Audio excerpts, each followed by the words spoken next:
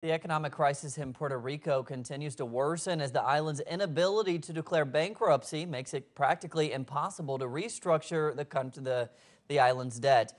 Meanwhile, migration rates continue to increase to the mainland, to the U.S. Our correspondent Bianca Pettis now with the details.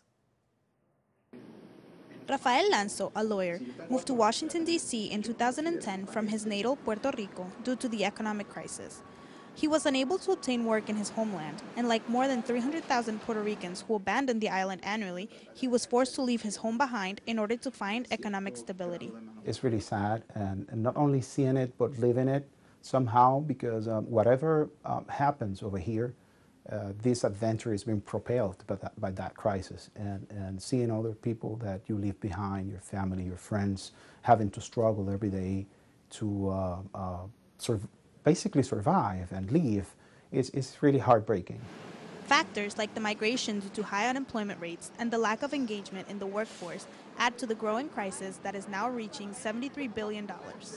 The unemployment rate on the island is more than twice that on the mainland. It's more than 20% unemployment rate. And many people who live on the island are actually not engaged in the labor force. A large portion of the debt that Puerto Rico has accrued comes from the current territory status of the island, which currently prevents cities and public corporations who have a large portion of the debt from declaring bankruptcy.